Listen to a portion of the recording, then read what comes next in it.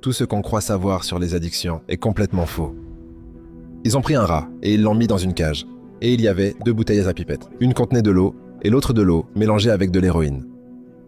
Dans cette situation, le rat préférera presque toujours l'eau avec de la drogue et en boira jusqu'à en mourir.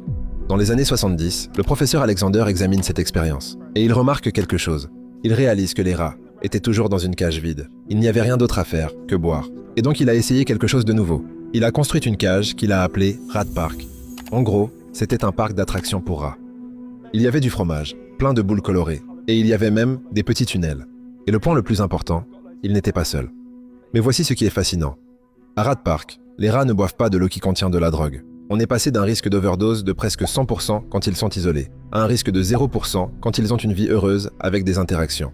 Et si vos addictions ne venaient pas de votre biologie? Et si ça venait en fait de la cage dans laquelle vous êtes? Et si les addictions étaient une adaptation à votre environnement? Et si ce n'était qu'une histoire de lien? Les êtres humains ont un besoin naturel et inné d'être liés aux autres.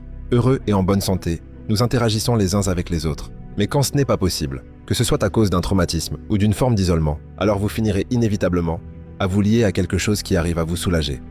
Ça peut être les jeux d'argent, la pornographie ou même des substances, mais vous finirez par vous lier et vous soulager avec quelque chose parce que c'est dans notre nature. Le contraire de l'addiction n'est pas la sobriété. Le contraire de l'addiction, c'est la connexion. Pour plus de contenu éducatif, abonne-toi.